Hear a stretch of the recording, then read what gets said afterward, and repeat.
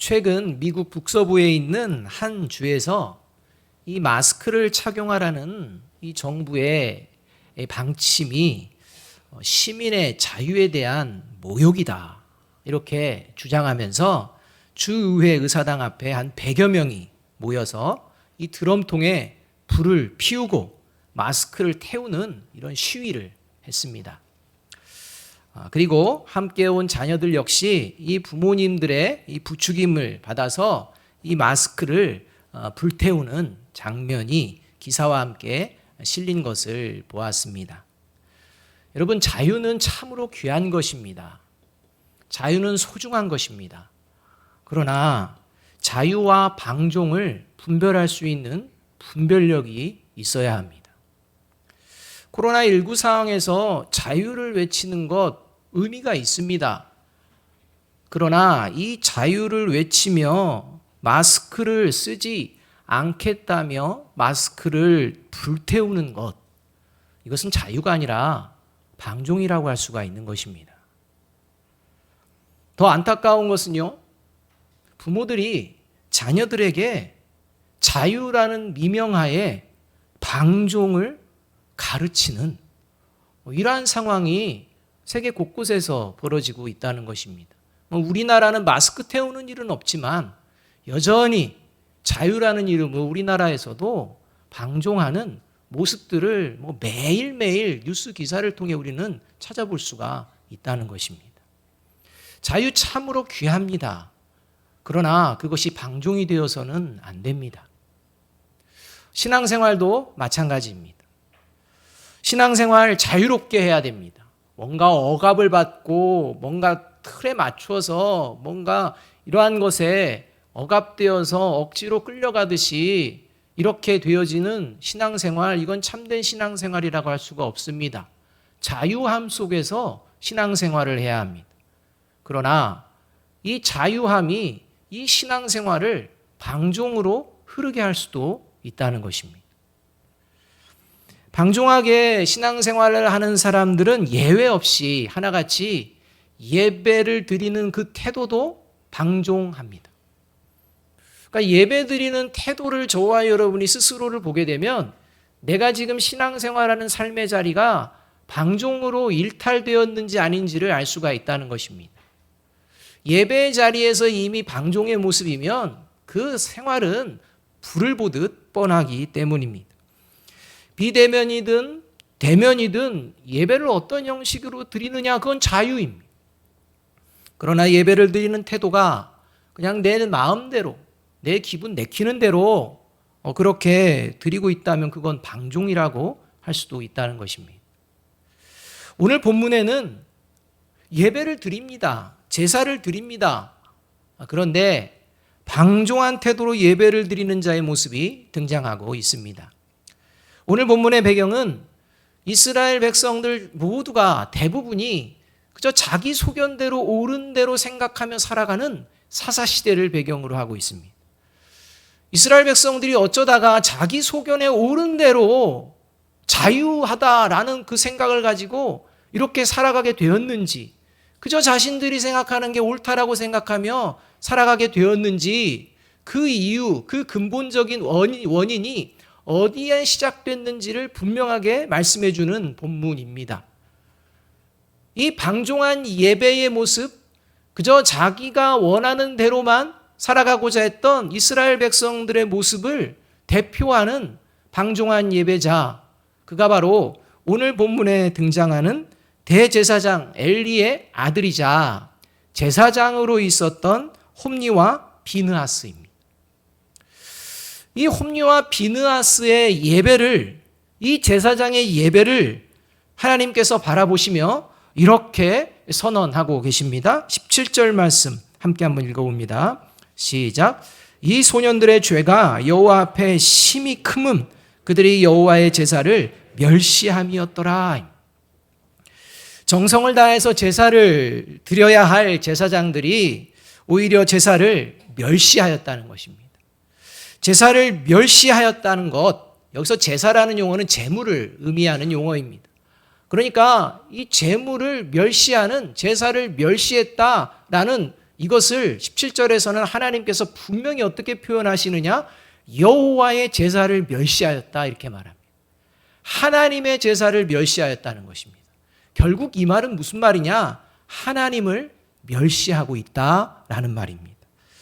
결국 하나님을 멸시한다는 것은 지금 제사를 받으시는 대상인 이 하나님을 결코 두려워하지 않는다는 것입니다. 하나님이야 어떻게 생각하든, 하나님이야 어떻게 바라보든 그런 건 전혀 개의치 않고 그렇게 자기 멋대로 이렇게 제사를 드리는 이러한 하나님을 전혀 경외하지 않고 두려워하지 않는 이러한 모습이었다라고 말씀하고 있다는 것입니다. 그리고 이렇게 하나님을 두려워하지 않고 하나님을 멸시하며 예배를 드리는 이유를 12절에서는 하나님을 알지 못했기 때문이다 이렇게 말씀합니다. 12절 말씀을 우리 함께 한번 읽어보겠습니다. 시작. 엘리의 아들들은 행실이 나빠 여호와를 알지 못하더라. 12절에서 여호와를 알지 못하였다 이렇게 말합니다.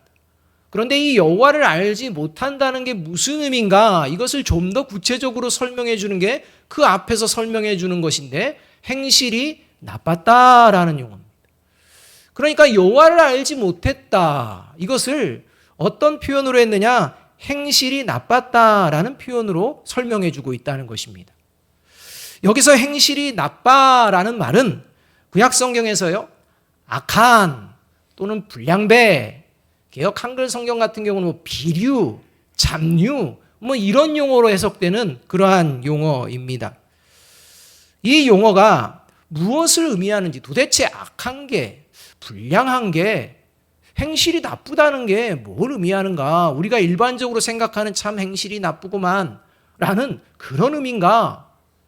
우리는 이 의미가 어떤 의미인지를 신약 성경을 통해 보다 구체적으로 알 수가 있게 됩니다. 신약 성경에 단 한 번 행실이 나빠라는 용어를 그대로 기록하고 있는 말씀이 있습니다. 그 말씀이 고린도후서 6장 15절의 말씀입니다. 고린도후서 6장 15절에서 이 본문에 등장하는 행실이 나빠라는 히브리에 이 벨리알이라는 용어를 그대로 사용합니다. 그리고 그대로 이제 직역합니다.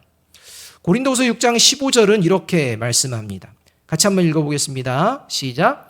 그리스도와 벨리알이 어찌 조화되며 믿는 자와 믿지 않는 자가 어찌 상관하며.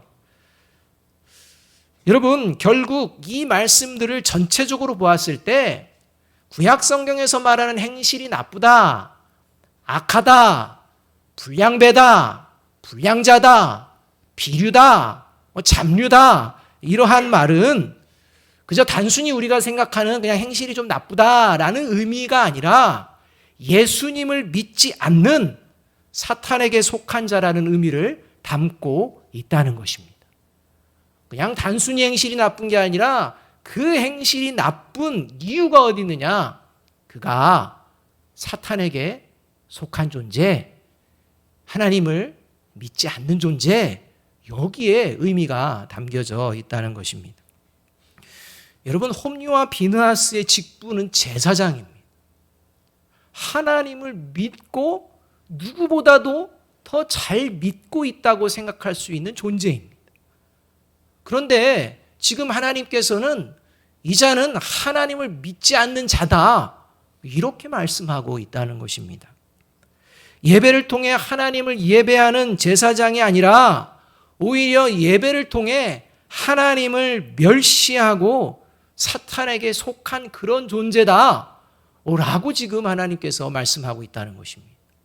여러분, 이 말씀은 오늘 이 시대를 살아가는 저와 여러분에게 예배를 통해 하나님을 예배하는 제사장이 아니라 오히려 하나님을 멸시하고 사탄에게 속한 자로 드러난 이 홈리와 비느하스처럼 저와 여러분이 예배를 드리는 이 자리는 하나님을 믿는 영생을 얻은 자들이 모이는 자리인 동시에 하나님을 믿지 않는 영생을 포기한 사탄에게 속한 자가 누구인지도 명백하게 하나님 앞에 드러나게 되는 자리라고 말씀하고 있는 것입니다. 그런데 여러분, 영생을 포기한 예배자, 말이 안 맞지 않습니까? 사탄에게 속한 예배자, 여러분 말이 안 맞지 않습니까? 여러분, 이 예배의 자리는 영생을 얻었다고 믿는 존재들, 또 내가 영생을 얻기를 원하여서 이제 예수 그리스도를 믿기를 원하는 이 구도자의 모습을 가진 이런 분들이 모이는 곳이 예배의 자리입니다. 그런데 영생을 포기한 존재가 온다는 것입니다. 예수님 믿는 거, 하나님 믿는 거에 대해서 관심이 없는 자가 꼬박꼬박 나온다는 것입니다. 여러분, 왜 영생을 포기했는데, 영생에 관심이 없는데 예배 자리에 꼬박꼬박 나오는 것일까요? 왜 홈리와 비느하스는 그 제사장의 자리에 꼬박꼬박 서는 것입니까? 왜 하나님께서는 그 존재를 빨리 치워버리지 않으시는 것입니까? 왜 이것을 바라보고 계시는 것입니까? 이것을 통해 하나님께서 분명하게 말씀해 주는 게 있다는 것입니다. 그것은 바로 저와 같은 이 목사의 모습으로, 또 장로의 모습으로, 권사의 모습으로, 안수 집사의 모습으로, 서리 집사의 모습으로 위장해서 그리스도인과 교회 공동체를 변질시키고 무너뜨리고자 하는 사탄의 가장 치밀하고 교묘한 고도의 전략이 언제나 존재한다는 것을 가르쳐 주시기 위함입니다. 이렇게 겉모습은 예배자의 모습 같으나 오히려 공동체를 변질시키고 무너뜨리는 사탄에 속한 자들에 대해서 예수님께서는 화가 있을지어다 이렇게까지 말씀합니다. 그리고 그 화가 있게 되는 존재들에 대해서 마태복음 23장 13절 15절은 이렇게 말씀합니다. 함께 한번 읽어보겠습니다. 시작. 화 있을진저 외식하는 서기관들과 바리새인들이여, 너희는 천국문을 사람들 앞에서 닫고 너희도 들어가지 않고 들어가려 하는 자도 들어가지 못하게 하는도다. 화 있을진저 외식하는 서기관들과 바리새인들이여, 너희는 교인 한 사람을 얻기 위하여 바다와 육지를 쭉 다니다가 생기면 너희보다 배나 더 지옥 자식이 되게 하는도다. 여러분, 지금 화 있을진저라고 얘기를 듣는 대상이 누구냐? 하나님의 율법에 정통하다는 서기관과 바리새인들, 종교 지도자들입니다. 제사장과 같은 존재들입니다.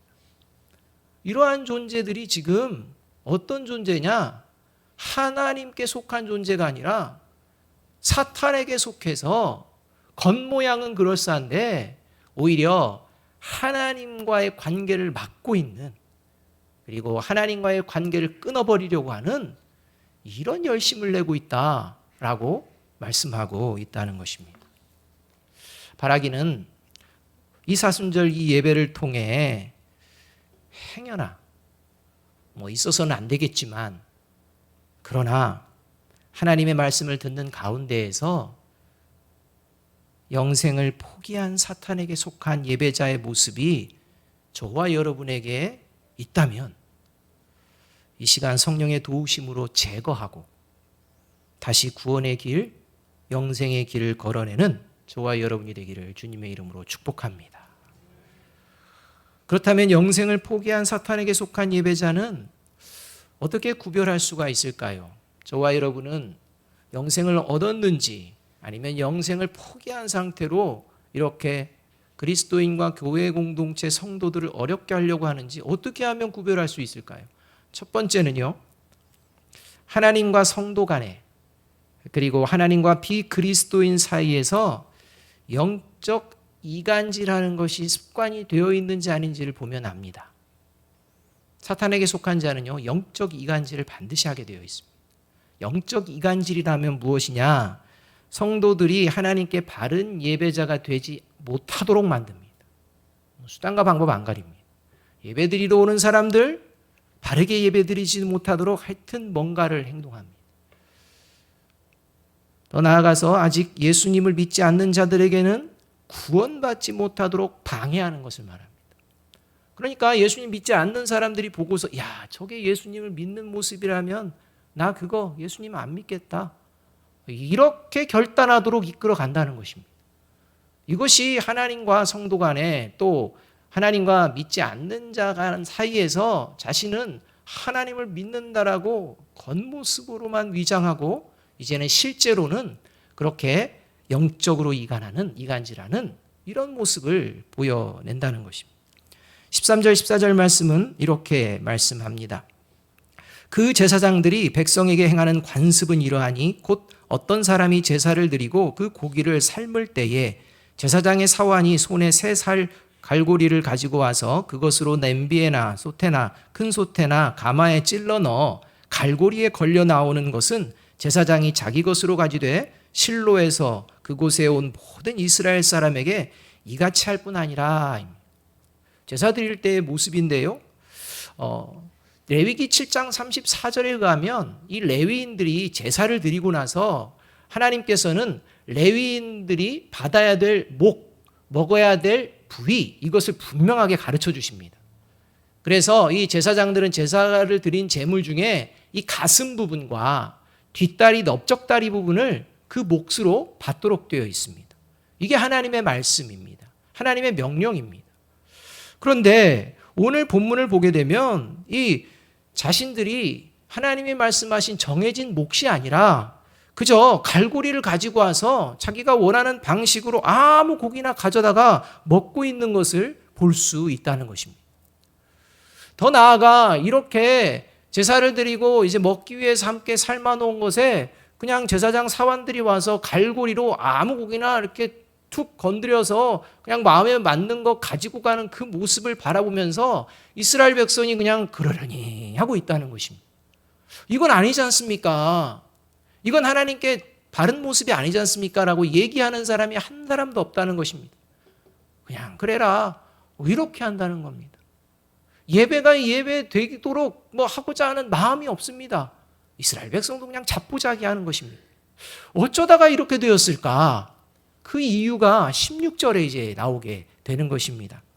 16절이 잘 설명해 주고 있는데 16절은 이렇게 말씀합니다. 함께 한번 읽어보겠습니다. 그 사람이 이르기를 반드시 먼저 기름을 태운 후에 내 마음에 원하는 대로 가지라 하면 그가 말하기를 아니라 지금 내게 내라, 그러지 아니하면 내가 억지로 빼앗으리라 하였으니. 먼저 하나님께 제사를 드린 후에 제물을 가져가는 것이 누가 봐도 이게 바른 방법이라고 지금 이스라엘 백성이 생각하는 것입니다. 그런데요, 이날은 갑자기 제사 드리기 전부터 나타난 것입니다. 그리고 제사 드리기 전에 내 마음에 맞는 고기를 좀 가져가야겠다. 날 것을 가져가서 구워서 제사장들이 먹기를 원하신다. 그러니 가져가야겠다. 이렇게 나온 겁니다. 그러니까요, 이스라엘 백성 이건 아니죠. 제사는 먼저 드려야지요. 제사는 먼저 드리고 그리고 나중에 그냥 하고 싶은 대로 그렇게 하세요. 제사는 먼저 드려야 되는 거 아닙니까? 이렇게 얘기를 했는데요, 그 말에요, 개념치 않습니다. 제사장들의 사환들은 하나님께 제사 드리기 전이라도 제사장들이 원하고 제사장들이 명령한다면 그건 언제든지 가져갈 수 있고 그리고 당연히 주어야 한다 라고 지금 얘기하고 있다는 것입니다. 제사와 관련된 하나님의 준엄한 말씀, 또 먼저 하나님 앞에 드려져야 된다는 이러한 모습 전혀 없습니다. 그저 자신이 원하는 대로 행동하는 이러한 모습을 우리가 볼 수가 있다는 것입니다. 여러분, 제사를 드리기 전에도 자기 멋대로 끝까지 자기 고집을 부리면서 하나님의 제물을 가져가는 제사장인데 제사 후에 갈고리를 가지고 와서 걸리는 것을 아무 것이나 가져가는 것은 그 이전에 아무리 얘기해도 소용이 없다는 것을 알았다는 것입니다. 해도 안 된다는 것을 알았다는 것입니다. 그런데 이제는 도가 너무 지나쳐서 또 얘기하는데 그것도 이제 안 되는 것입니다. 여러분, 결국 이렇게 되면 이제는 제사를 드리러 와서 제사장 눈치를 보게 되어 있는 것입니다. 지금 가져가도 그만이고 다음에 가져가도 그만이고 그냥 제사장 마음대로 이렇게 생각하며 그냥 예배의 자리에 나오는 것입니다. 이렇게 이스라엘 백성들이 하나님께 바른 마음으로 예배를 드리지 못하도록 영적으로 끝없이 이간질하는, 하나님으로부터 멀어지게 하는 존재가 누구였느냐? 제사장이었다는 것입니다. 여러분, 안에서 새는 바가지는 어디에서도 셉니까? 밖에서도 샌다는 속담이 있습니다. 이것은 그 사람의 됨됨이는 어디에 있더라도 시간 지나면 다 드러나게 되어 있다, 이것을 비유하는 말씀입니다. 여러분, 하나님의 말씀을 멸시하고 자신들의 말이 옳다고 주장하는 이러한 영적인 이간질을 하는 사람들은요, 일반적인 세상의 삶의 자리에서도 사람들의 관계에서도 그 모습이 드러나게 되어 있습니다. 여러분, 사람 간의 관계를 깨트리는 가장 좋은 방법이 있는데요, 그게 뭐냐면 말 한마디면 됩니다. 뭐 엄청난 거 쓸 필요 없습니다. 여러분, 돈 쓸 필요 없습니다. 그래서 관계 깨어지지 않을 수 있습니다. 좋은 방법이 있습니다. 여러분, 누군가의 관계가 눈꼴시었고 막 깨트리고 싶습니까? 그러면 말 한마디면 됩니다. 그게 뭐냐면 이간질입니다. 한 사람 찾아가서 탁 다른 사람에 대해서 잘못된 것, 뭐 험담, 이런 부분들 한마디만 얘기하면요, 그게요 활동을 합니다. 그게 활동을 해서요 관계를 깨트리는 지경까지도 가게 합니다. 여러분, 이게 이간질입니다. 이렇게 이간질이 습관이 된 사람들은 대화를 해보면 여러분 잘 알 수 있습니다. 쉽게 분별됩니다.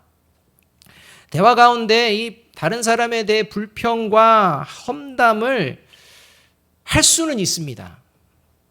뭐 다 안 하시는 것처럼 이렇게 표정들을 지으시는데 할 수는 있는데, 그런데 이걸 할 때요, 이걸 하는 걸 어색해하지 않습니다. 그리고 아주 부끄러움 없이 그냥 술술술술술 잘 얘기합니다. 이런 사람이 이간질이 몸에 밴 사람의 특징입니다. 여러분, 이런 사람이 나 교회 다녀 하면 그 얘기를 듣는 사람, 그것을 아는 사람은 교회 다니고 싶겠습니까? 하나님 믿고 싶겠습니까? 이게 사탄이 목표하는 겁니다. 가짜뉴스를 만들어낸 사람들의 목적 역시 대부분이 뭘까요? 이간질. 목적 자체가 그렇습니다. 사랑하는 여러분, 일반적으로 다른 사람의 의견은 무시하고 자기 말만 막 주장하고 고집을 계속하는 사람과 함께 뭔가를 할 때는요, 끝까지 그 사람만 그렇게 주장을 하면 함께하는 사람이 어떻게 될까요? 지칩니다. 만일 그렇게 막 자기 것만 고집하고 주장하는 그런 사람이 지위나 직분, 또 그 영향력이 클 때는 더욱 지칩니다. 지금 이스라엘 백성들이 지치는 이유는 제사장이기 때문에 더욱 지치는 것입니다. 그래서 결국 그냥 원하는 대로 하라고 이렇게 포기해버립니다. 그리고 바른 길을 못 가고 잘못된 길을 가게 됩니다. 그냥 끌려갑니다. 그러나 왕 같은 제사장인 그리스도인들은 주어진 사명의 자리에서 사람들을 이간질하는 자가 되어서는 안 됩니다. 자기 고집과 자기 주장만을 내세우고 자기만 대단한 사람인 것처럼 그렇게 다른 사람들을 대하면 안 됩니다.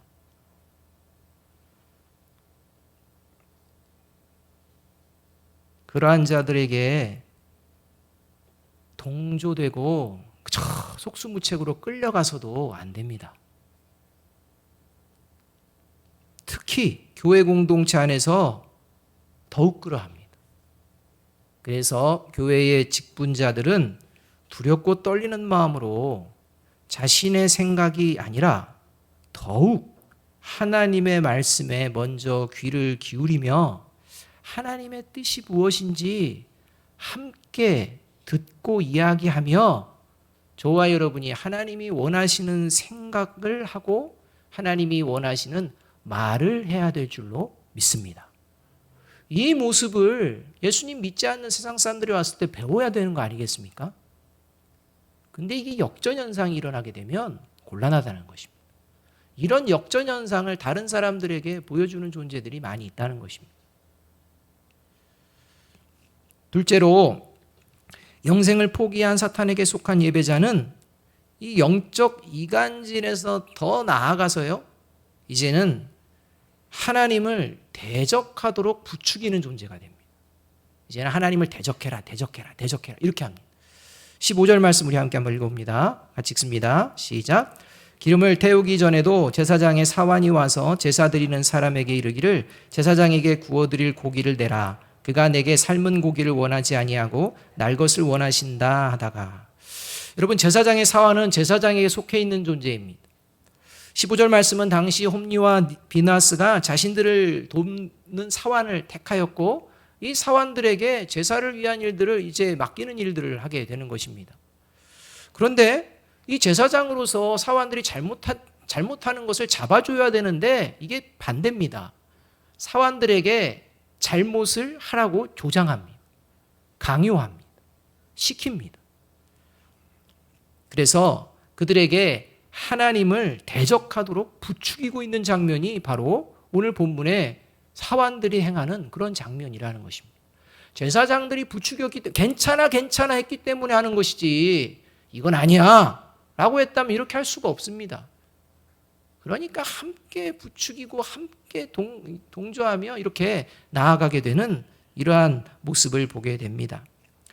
이와 같이 교회를 다니면서도 삶의 자리에서 자신의 탐욕을 이루는데 이용할 사람들을 물색하고 또 물색한 후에는 그 사람들을 자신의 사람으로 만들고 자신의 사람들이 되었다 생각되면 이제는 본격적으로 자신의 탐욕을 이루기 위해 교묘한 방법으로 잘못된 행동을 하도록 부추기는 이런 존재들이 있다는 것입니다. 이런 자들이 바로 영생을 포기한 사탄에 속한 존재입니다. 이런 존재들이 오늘 본문에서만 등장하는 것이 아니라 이후 약 1000년이 지난 후 예수님이 이 땅에 오셨을 때에도 여전히 존재하고 있었다고 성경이 말씀합니다. 마태복음 27장 20절 말씀을 이렇게 말합니다. 대제사장들과 장로들이 무리를 권하여 바라바를 달라 하게 하고 예수를 죽이자 하게 하였더니, 대제사장과 장로들이요, 종교 지도자로서 최고의 자리에 있는 분들 아닙니까? 그런데 이스라엘 백성들을 부추깁니다. 무리들에게 권합니다. 뭘 권합니까? 야, 예수를 죽이는 게 하나님의 뜻이야. 야, 예수를 죽이자. 이렇게 권하는 겁니다. 그러니까 자기들이 죽이려면 자기들이 주장하고 그냥 죽이면 되는데 같이 하자는 것입니다. 부추깁니다. 그래서 그것을 실제 행동으로 옮기도록 이렇게 이야기하고 있는 것을 볼 수가 있습니다. 이런 유대 종교 지도자들의 예수님을 죽이고자 하는 이 선동에, 부추김에 이스라엘 백성이 넘어갑니다. 지도자니까 말이 맞겠지 라고 하며 넘어가서 결국 예수님을 십자가에 처형하는 악한 일에 동참하게 됩니다. 그것이 이어지는 마태복음 27장 25절에서 등장하는데 함께 한번 읽어보겠습니다. 시작. 백성이 다 대답하여 이르되 그 피를 우리와 우리 자손에게 돌릴지어다 하거늘. 빌라도가 예수가 이렇게 죽게 된다면 그 피의 책임은 나에게 묻지 마라, 이렇게 얘기할 때 걱정 말아라, 우리가 그 피에 대해서는 책임지겠다 이렇게 얘기하는데 누가 얘기했느냐? 백성이라고 이야기합니다. 부추김에 넘어간 것입니다. 이런 일이 이제 성령이 임재한 그리스도인과 교회 공동체 안에서는 벌어지지 않았느냐? 그게 아니라 그 이후에 초기 교회 공동체 안에서도 벌어지는 사건이었다는 것입니다. 그래서 갈라디아서 4장 17절 이렇게 말씀합니다. 같이 한번 읽어보겠습니다. 시작. 그들이 너희에게 대하여 열심내는 것은 좋은 뜻이 아니요 오직 너희를 이간시켜 너희로 그들에게 대하여 열심을 내게 하려 함이라. 여러분, 교회 공동체는 하나님을 향하여 열심을 내야 됩니다. 그런데 이것을 다 이간질로 이제는 다 깨트려 버린다는 것입니다. 사랑하는 여러분, 사탄의 이간질에 선동되지 않는 저와 여러분이 되시기를 주님의 이름으로 축복합니다. 여러분, 사람 때문에 사람 보고 신앙생활하면 반드시 그 신앙이 무너집니다. 사람이 아니라 물론 시작은 그렇게 될 수 있지만 저와 여러분 안에 성령이 임재하는 그 순간부터 하나님의 말씀이 저와 여러분의 삶을 인도하실 줄로 믿습니다. 그 말씀 앞에 귀를 기울이는 저와 여러분이 되어야 합니다. 언제나 사람의 말이 아니라 거기에 휘둘리는 것이 아니라 하나님의 말씀 앞에서 내가 지금 어떤 말을 해야 되고 어떤 행동을 해야 될지 나 자신을 돌아보아야지 겉만 번지르르하게 이렇게 얘기하고 실제 삶은 전혀 그렇지 못하다면 그는 이미 그 영혼이 사탄에게 속하였다는 것입니다. 그래서 복음을 목숨을 걸고 전했던 사도 바울도 항상 자기 자신이 하나님 말씀 앞에서 잘못되지는 않았는지 돌아보았다는 것입니다. 고린도전서 9장 27절 말씀 우리 함께 한번 읽어봅니다. 시작. 내가 내 몸을 쳐 복종하게 함은 내가 남에게 전파한 후에 자신이 도리어 버림을 당할까 두려워함이로다. 언제나 사람의 말이 아니라 어떤 상황 속에서도 하나님 말씀 앞에서 내가 어떻게 행동하고 어떻게 말을 해야 되는지, 이것이 하나님께 영광이 되어지는 것인지 하나님께 더욱 가까이 가게 만드는 것인지 아니면 하나님을 멸시하고 하나님으로부터 멀어지게 하는 것인지를 돌아보는 저와 여러분이 되기를 주님의 이름으로 축복합니다. 이것이 영생을 얻은 예배자라는 것입니다. 셋째로, 영생을 포기한 사단에게 속한 예배자는 이제 가장 확실한 특징이 있는데 그게 뭐냐? 하나님이 주시는 회개의 기회를 끝까지 외면한다는 것입니다. 이렇게 말씀을 듣고도요, 이간질합니다. 이렇게 말씀을 듣고요, 습관처럼 불평하고 험담하고 다른 사람들을 막 그렇게 이야기합니다. 여러분, 이게 왜 그러냐면 사탄에게 속했기 때문에 이게 안 됩니다. 안 돼. 끝까지 회개하지 않습니다. 17절 18절 말씀 우리 함께 한번 읽어봅니다. 시작. 이 소년들의 죄가 여호와 앞에 심히 크면 그들이 여호와의 제사를 멸시함이었더라. 사무엘은 어렸을 때에 세마포 에봇을 입고 여호와 앞에서 섬겼더라. 17절에서 이 소년들은요, 홈니와 비느하스를 말합니다. 제사장들입니다. 이 홈니와 비느하스를 소년이라고 지칭을 하는 용어인데 이 용어가요, 18절에서 사무엘에게도 사용됩니다. 그래서 어렸을 때라는 용어로 사용합니다. 분명 홈니와 비느하스가 사무엘보다 연장자입니다. 그럼에도 불구하고 동일하게 홈니와 비느하스도 소년, 사무엘도 소년이라는 소년이라는 용어를 사용하고 있다는 것입니다. 그 이유는요, 홈니와 비느하스나 사무엘이나 다 미숙한 존재라는 것입니다. 불완전한 존재라는 것입니다. 사무엘이나 홈니나 비느하스가 미숙하다는 것을 하나님은 다 알고 계신다는 것입니다. 여러분, 저와 여러분은 모두가 미숙한 존재인 것을 하나님이 아시는 줄로 믿습니다. 그래서 때로는 죄도 짓고 때로는 이간질도 하고 때로는 불평도 하고 때로는 잘못된 행동도 할 수 있는 미숙한 존재라는 사실을 하나님이 이미 알고 계신다는 것입니다. 그러면서 이 표현을 쓰시는 하나님께서 이제 하나님 보시기에 홈니와 비느하스는 하나님을 멸시하는 자들이고 사무엘은 하나님을 섬기는 자였다 선언하고 계십니다. 여러분, 분명 홈니와 비느하스, 사무엘은 모두가 미숙하였다라고 하십니다. 그러나 미숙하지만 하나님은요, 홈리와 비나스는 하나님을 멸시하는 자고 사무엘은 하나님을 섬기는 자다, 이렇게 말씀한다는 것입니다. 이 말씀은 미숙하다는 것이 죄를 지어도 괜찮다는 그러한 빌미가 되어질 수 없다는 것입니다. 여러분, 우리 미성년자들이 얼마나 많은 죄들을 지금 범하고 있습니까? 그 이유 중에 하나가 뭡니까? 미성년자니까 크게 처벌받지 않는다, 이것들을 가지고 있다는 것입니다. 이 지경까지 되었다는 것입니다.